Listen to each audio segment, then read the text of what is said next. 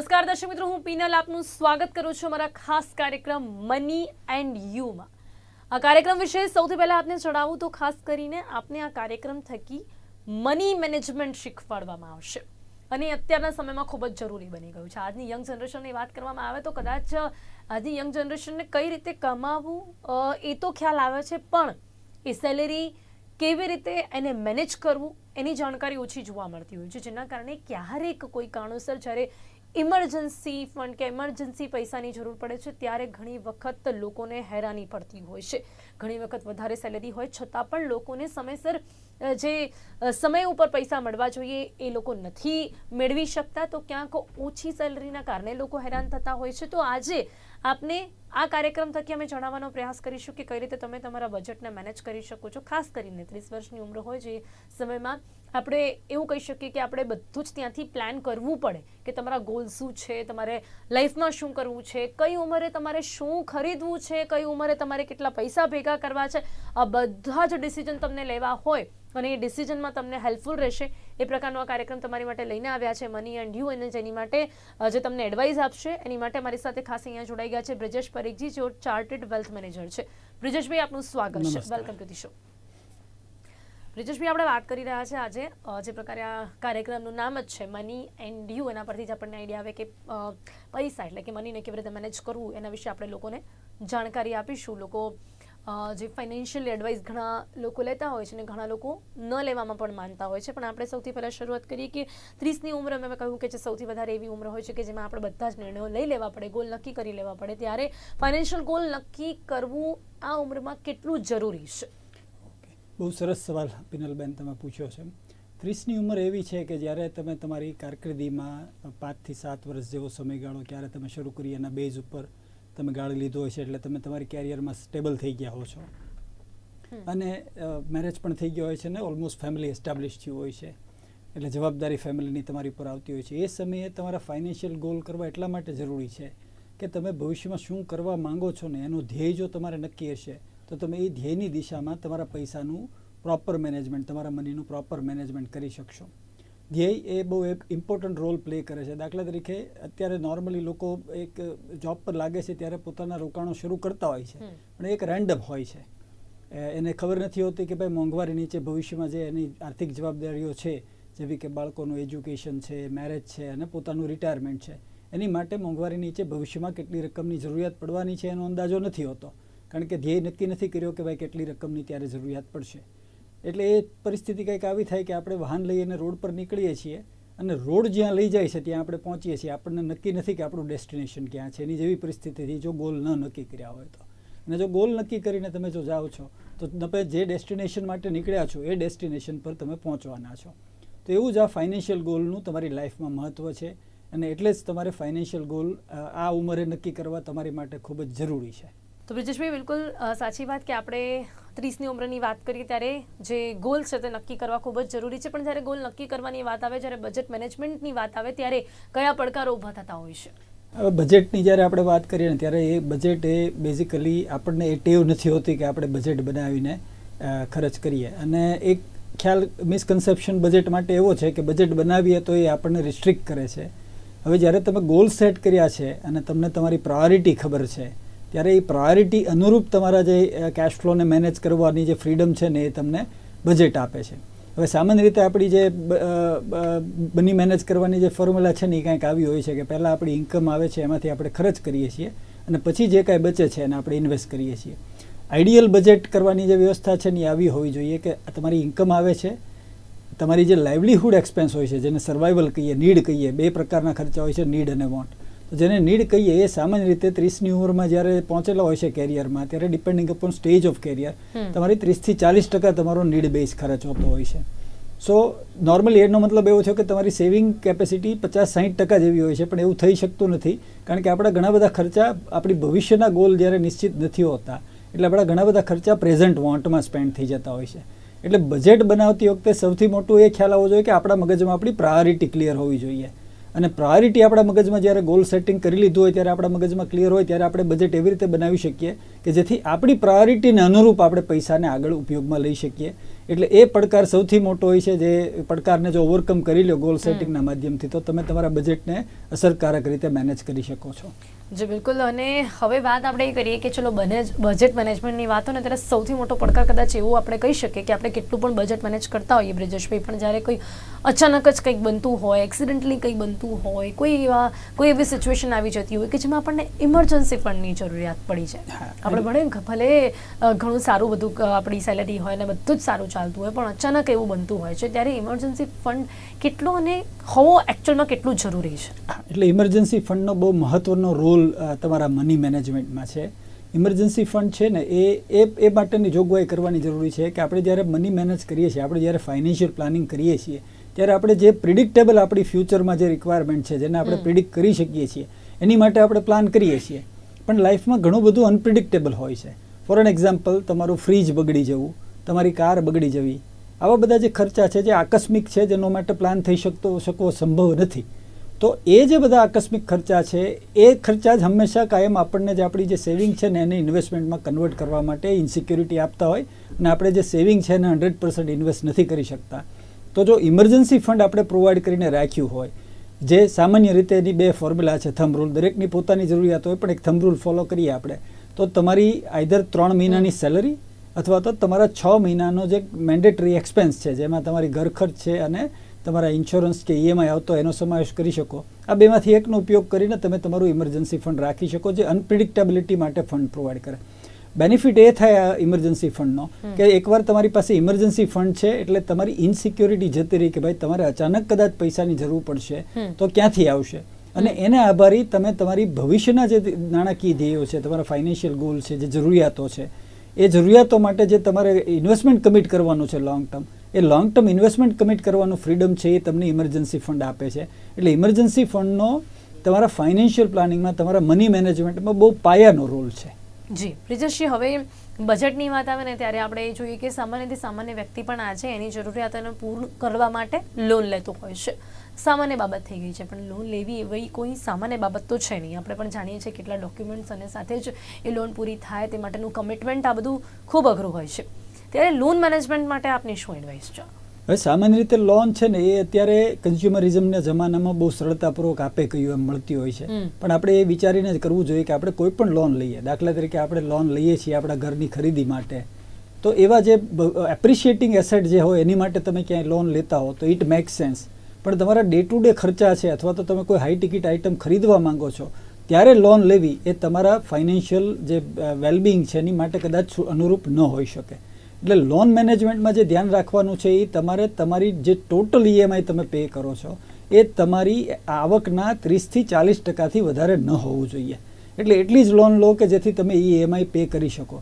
બીજું, જ્યારે તમે એ લોન લેતા હો છો ત્યારે તમારે બીજો આસ્પેક્ટ લોનના ડિસિઝનનો, મેં જે EMI વાળી વાત કરી એ તો છે જ તે 30 થી 40%, પણ બીજો આસ્પેક્ટ એ જોવો પડે કે એટલો EMI જ તમારી પર હોવો જોઈએ કે જેથી તમે તમારા ભવિષ્યના જે ધ્યેય છે, બાળકનું એજ્યુકેશન, મેરેજ છે કે રિટાયરમેન્ટ, એની માટે જે તમારે રોકાણો કરવાના છે એ રોકાણો ઉપર મેજર અસર ન આવે અને તમે બેયને બેલેન્સ કરી શકો, તમારી લોનના EMI પણ ભરી શકો અને તમે તમારી ભવિષ્ય માટેના રોકાણો પણ કરી શકો. એ બે બેલેન્સ થઈ શકે એ એક પેરામીટરને ખાસ ધ્યાન રાખી અને તમારે તમારી ઉપરની લોનની જવાબદારી ઊભી કરવી જોઈએ. જી બિલકુલ. એટલે ઘણી બધી બાબતો છે કે જે લોન લેતી વખતે પણ આપણે ધ્યાન રાખવું જરૂરી બની જાય છે. હવે વાત જ્યારે આપણે ઇન્વેસ્ટમેન્ટની કરીએ બ્રિજેશજી, આજના સમયમાં ઇન્વેસ્ટમેન્ટ માટે આપણી પાસે ઘણા બધા ઓપ્શન છે, સોનું, ચાંદી, શેર માર્કેટ, એવરીથિંગ. તો આપનું શું માનવું છે કે સૌથી પહેલાં તો ઇન્વેસ્ટ ક્યાં કરવું જોઈએ, કેટલું કરવું જોઈએ અને ઇન્વેસ્ટમેન્ટ કરતી વખતે કઈ બાબતોનું ધ્યાન રાખવું જોઈએ? એટલે એક બહુ ઇન્ટરેસ્ટિંગ સવાલ છે જે ઘણીવાર મને આવી રીતે પૂછાતો હોય કે ભાઈ બેસ્ટ ઇન્વેસ્ટમેન્ટ કયું છે.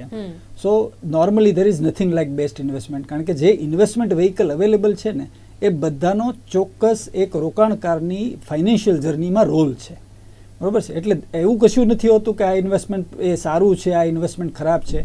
જે ઇમ્પોર્ટન્ટ પાર્ટ છે એ સમજવાનો છે કે તમારી માટે એઝ એન ઇન્વેસ્ટર, તમારી માટે તમારી સિચ્યુએશનને અનુરૂપ, તમારી માટે અનુરૂપ જે તમને યોગ્ય લાગે એવું ઇન્વેસ્ટમેન્ટ કયું છે, તમારી નીડને પૂરી કરે એવું. સો તમારી નીડની આઈડેન્ટિફિકેશન કરવી બહુ જરૂરી છે ઇન્વેસ્ટમેન્ટ વ્હીકલ સિલેક્ટ કરતી વખતે. કોઈ પણ ઇન્વેસ્ટમેન્ટ વ્હીકલ કરીએ ત્યારે એના 2 આયામ આપણે ખાસ જોવા જોઈએ. પહેલો આયામ છે રિટર્ન કેટલું આપે છે અને બીજો આયામ છે એનું રિસ્ક કેટલું છે. અને સામાન્ય રીતે રોકાણકારમાં રિસ્કના બે પ્રકાર હોય છે. એક પ્રકાર તમે કેપિટલ જે રોકી છે એમાં તમને કંઈ નુકસાન જાય, અને બીજો પ્રકાર એની વધઘટ વોલેટિલિટી તરીકે ઓળખવામાં આવે છે. તો જો યોગ્ય સલાહકારના સાથે તમે રોકાણ કરતા હો તો વોલેટિલિટી તો તોય તમારે ફેસ કરવી જ પડે. એટલે તમે કોઈ પણ ઇન્વેસ્ટમેન્ટ વ્હીકલ સિલેક્ટ કરો ત્યારે તમારે તમારી જરૂરિયાત કઈ છે, મતલબ કે તમારે પૈસા ક્યારે જોઈએ છીએ, એ જે ધ્યેય માટે તમે પૈસા રોકો છો એ ધ્યેય પરની મોંઘવારી કેટલી છે, અને એ મોંઘવારીને ધ્યાનમાં લઈને તમારે જરૂરી પૈસા તમે ભેગા કરી શકો એ માટે વળતર આપતા રોકાણ માધ્યમો કયા એ હેતુ માટે સુટેબલ છે, એના બેઝ ઉપર તમારે તમારી ઇન્વેસ્ટમેન્ટની પ્રોડક્ટ સિલેક્ટ કરવી જરૂરી છે, જેને અમારી ભાષામાં એસેટ એલોકેશન પણ કહેવામાં આવે છે, કે જેમાં તમારા કેટલા પૈસા છે એ તમારી સેફ ઇન્વેસ્ટમેન્ટમાં હોવા જોઈએ જ્યાં લિક્વિડિટીને પ્રાધાન્યતા છે, અને કેટલા પૈસા છે એ તમારી ગ્રોથ એસેટમાં હોવા જોઈએ ત્યાં તમારું રિટર્ન છે એ તમારી મોંઘવારી કરતાં બેટર આવતું હોય, કે જેથી તમે હાર્ડવર્ક કરીને પૈસા કમાઓ છો એવી જ રીતે તમે તમારા પૈસાને પણ હાર્ડવર્ક કરાવી શકો.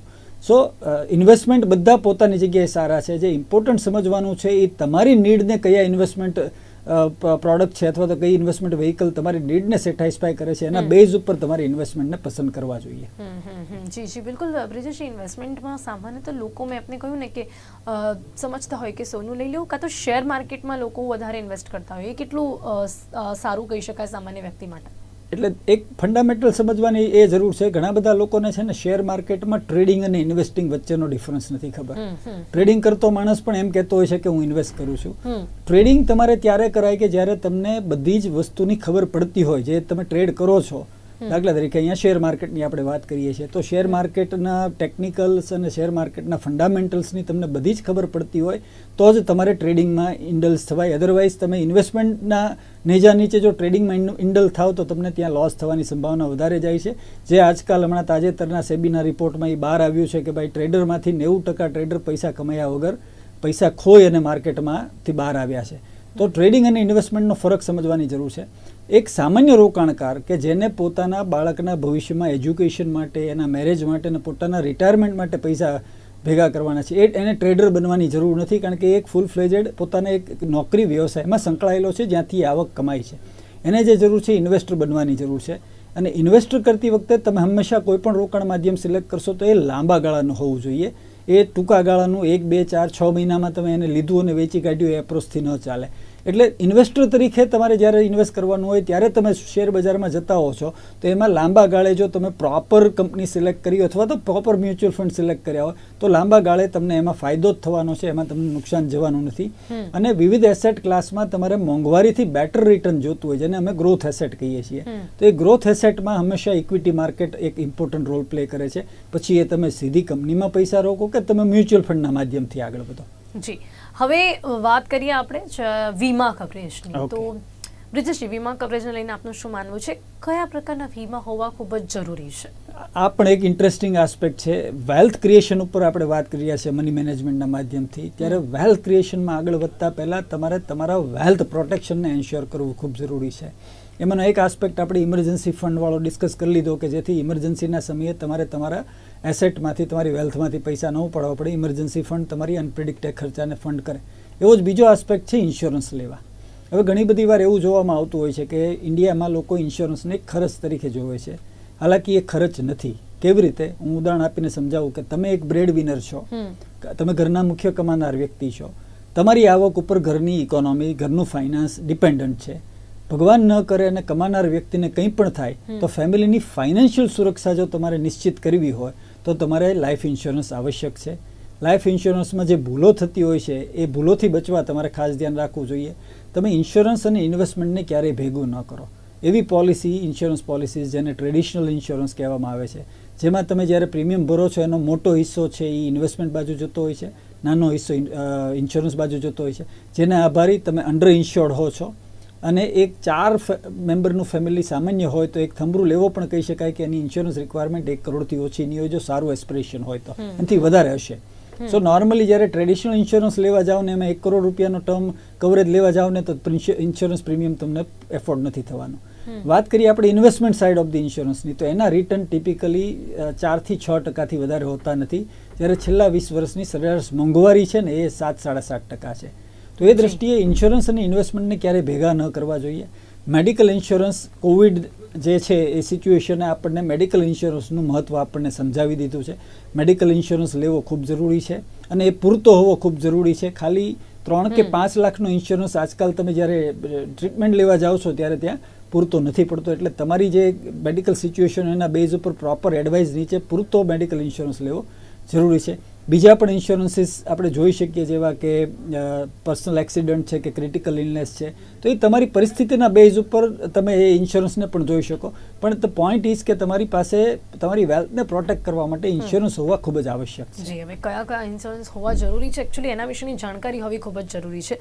બ્રિજેશજી, હવે અહીંયા વાત કરીએ ઘર ખરીદવાને લઈને, કારણ કે જ્યારે વાત આપણે 30 એજની કરતા હોઈએ ત્યારે એક સપનું એ પણ હોય કે પોતાનું ઘર હોય, ત્યારે કેવી રીતે એને મેનેજ કરવું જોઈએ અને આ પોતાનું જો ઘર લેવું હોય તો આપણે કયા સમયથી કઈ કઈ બાબતોનું ધ્યાન રાખવું ખૂબ જ જરૂરી છે. ઓકે, હવે ઘર એ આપણી માટે બહુ મહત્વની વસ્તુ છે, કારણ કે આપણને છત અને આપણને શેલ્ટર પૂરું પાડે છે. ઘર લેવા માટેનો સિમ્પલ પહેલો એવો છે કે તમે 5 વર્ષ પછી લેવા માગતા હો તો તમે પહેલાં નક્કી કરો કે તમે ક્યાં ઘર લેવા માગો છો, એની આશરે આજની તારીખની માર્કેટ વેલ્યુ કેટલી છે. પછી એની જે કોસ્ટ હોય એ સામાન્ય રીતે આવડી મોટી હાઈ ટિકિટ આઇટમ આપણે ખરીદતા હોય ત્યારે આપણે હાઉસિંગ લોનનો ઉપયોગ, હોમ લોનનો ઉપયોગ કરવાનો થતો જ હોય છે. અને એ ટેક્સ એફિશિયન્ટ પણ છે, આપણને ટેક્સ બચાવવામાં મદદ કરે છે, એટલે લેવી જ જોઈએ. હાઉસિંગ લોનનો જ્યારે આપણે અવેલ કરવી હોય ત્યારે એક વ્યવસ્થા એવી છે કે તમારે 20 થી 25% જેવી રકમ છે એ તમારે ડાઉન પેમેન્ટ તરીકે તમારે પ્રોવાઈડ કરવાની હોય છે. ઘણી બેન્કો 90% સુધી લોન આપતી હોય છે, પણ આપણી જોગવાઈ 80% થી 75 થી 80% જેવી તો આપણી તૈયારી રાખવી પડે, કારણ કે બધી જ વસ્તુ બજેટમાં થવાની છે એવું જ જરૂરી નથી. ખર્ચા ક્યાંક ને ક્યાંક એસ્કેલેટ થઈ જતા હોય. તો સૌથી પહેલાં એને ગોલ બનાવો કે ભાઈ 50 લાખ, ફોર એન એક્ઝામ્પલ 50 લાખનું ઘર લેવું છે તો એના 25% એટલે કે 12.5 લાખ રૂપિયા જેવી તમારે ધ્યેય બનાવી અને એની માટે તમારે ઇન્વેસ્ટમેન્ટ શરૂ કરી દેવું જોઈએ. અને 5 વર્ષ પછી જ્યારે ડાઉન પેમેન્ટ તમારી પાસે પૂરું થઈ જાય ત્યારે ડાઉન પેમેન્ટ અને પ્લસ સામે તમારી હાઉસિંગ લોન લઈ અને તમારે એ ઘર ખરીદવું જોઈએ. ઘર ખરીદતી વખતે જે ફાઇનાન્શિયલ મેનેજમેન્ટમાં જે જરૂરી છે, જે મેં ઓલરેડી લોન વખતે કીધું હતું એમ, કે તમારી ઈએમઆઈ છે એ ક્યારેય તમારી આવકના 30 થી 40% વધારે ન હોવો જોઈએ, એની કાળજી રાખવી જોઈએ. અને સાથે સાથે તમારા ભવિષ્યના ધ્યેય માટે જે રોકાણ કરવાના છે અને તમારી ઈએમઆઈ છે એ બેને બેલેન્સ કરી શકાય એવી રીતે તમારે ઘરને ખરીદી કરવી જોઈએ. જી બિલકુલ, એટલે ઘર ખરીદવું એ પણ ખૂબ જ મહત્વની વાત છે. એમાં ઘણી બાબતોનું ધ્યાન રાખવું ખૂબ જ જરૂરી છે. એની સાથે સાથે હવે વાત કરીએ લાઈફ લોંગ અર્નિંગની. તો બ્રિજેશભાઈ, ખાસ કરીને આપણે જે ગવર્મેન્ટ જોબવાળા હોય એ લોકોને પછી પેન્શન પણ આવતી હોય ને એમની જોબ પણ સેફ અને સાથે જ ફ્યુચર પણ આફ્ટર જોબ પણ સેફ હોય છે. પણ પ્રાઇવેટ જોબની વાત કરીએ તો લોકોના મનમાં હંમેશાથી સવાલ હોય છે કે લોકો એટલું ભેગું કરી લે કે પછી એટલી એમની પોલિસીસ હોય કે આફ્ટર જોબ પણ એમને પૈસા આવતા રહે.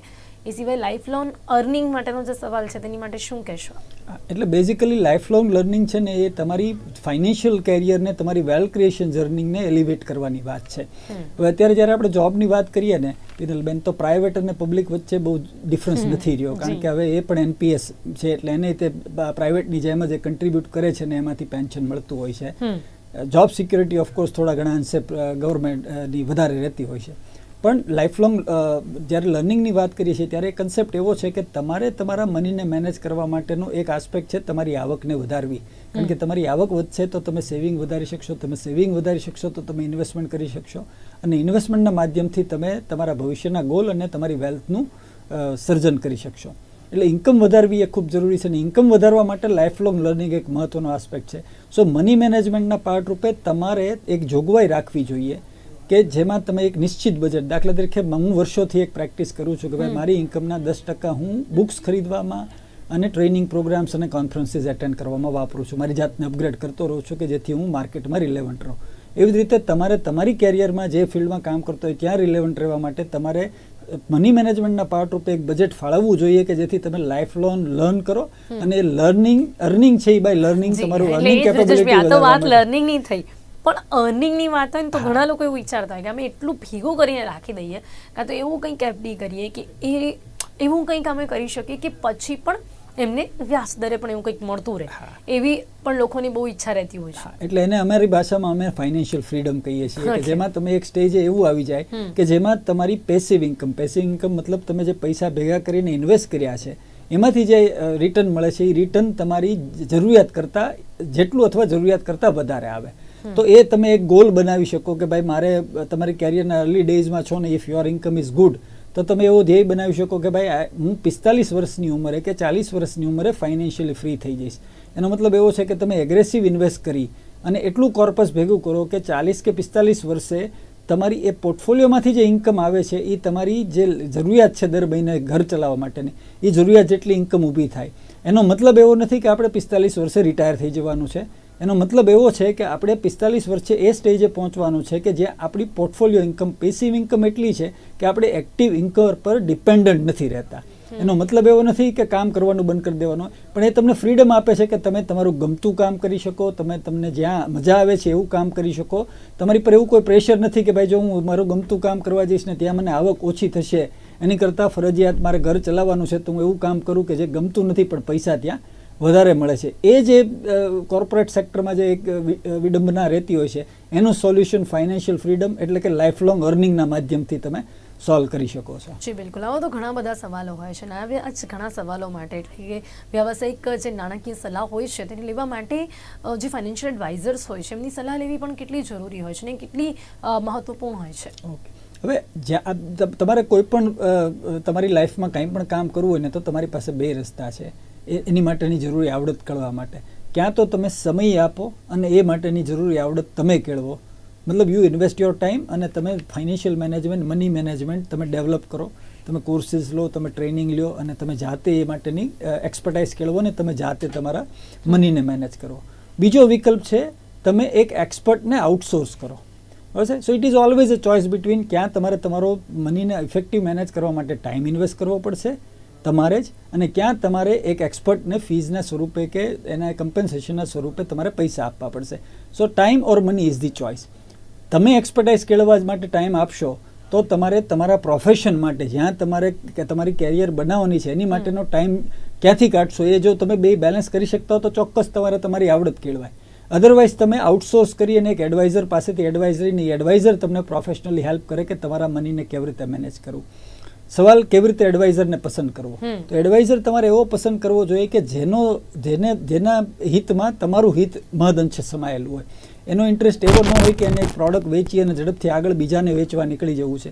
એવો એડવાઇઝર પસંદ કરવો જોઈએ કે તમારી સાથે બેસી સમય ગાળી અને તમારી જરૂરિયાત એક્ઝેક્ટલી શું છે, તમે આ પૈસાનો ઉપયોગ ક્યારે કરવાના છો, એ જે હેતુ માટે કરવા માંગો છો એની મોંઘવારી કેટલી છે, એની માટે તમારે રોકાણ કેવું કરવું પડશે, તમે કેવી લાઈફસ્ટાઈલ જીવવા માંગો છો, અને પ્લસ તમારી લાઈફમાં અનપ્રિડિક્ટેબિલિટી માટેની જોગવાઈઓ, ઇમરજન્સીની જોગવાઈઓ કેવી છે, ઇન્સ્યોરન્સની જોગવાઈઓ કેવી છે, એ બધું સમજ્યા પછી તમારી માટે તમારે આવી રીતે મનીને મેનેજ કરવા જોઈએ એવી જે એડવાઇસ આપે એડવાઇઝર તમારી માટે વધારે સુટેબલ છે. એટલે એવી રીતે એ બધું કરી શકે. સાથે સાથે પ્રોફેશનલ ક્વોલિફિકેશન જોવા પણ જરૂરી છે, જેવા કે સર્ટિફાઈડ ફાઇનાન્શિયલ પ્લાનર છે કે ચાર્ટર્ડ વેલ્થ મેનેજર છે કે સર્ટિફાઈડ ફાઇનાન્શિયલ એનાલિસ્ટ છે. આવા ક્વોલિફિકેશન પણ બહુ ઉપયોગી બનતા હોય છે એવા એડવાઇઝર છે. સો આવી રીતે તમારે એડવાઇઝરને સિલેક્ટ કરવો જોઈએ. જી બિલકુલ. અને ખાસ કરીને અત્યારે જે પ્રકારે આપણે ઘણા મની મેનેજમેન્ટ, બજેટ મેનેજમેન્ટ વિશેની ઘણી બધી વાતો તમામ જે દર્શક મિત્રો છે તેમની સમક્ષ કરી છે, પરંતુ સમય અહીંયા સમાપ્ત થાય છે. આજે બ્રિજેશજી આપ અમારી સાથે જોડાયા, આ યોગ્ય માર્ગદર્શન લોકોને આપ્યું તે બદલ આપનો ખૂબ ખૂબ ધન્યવાદ. Thank you so much. Thank you for inviting મી. તો આજે ખાસ વાત કરી છે આપણે કઈ રીતે તમારા પૈસાના તમે મેનેજ કરી શકો છો, મની મેનેજમેન્ટ, બજેટ મેનેજમેન્ટ, કયા પડકારો રહેતા હોય છે, એની સાથે સાથે લોન મેનેજમેન્ટની વાત પણ આપને શીખવાડી છે, ઇમરજન્સી ફંડ વિશેની વાત પણ આપને કરી છે. હવે અત્યારે સમય અહીંયા સમાપ્ત થાય છે, પણ આવા જ ઘણા બધા સવાલોના જવાબ આપણે આ કાર્યક્રમ થકી આપતા રહીશું. અત્યારે રજા આપશો. નમસ્કાર.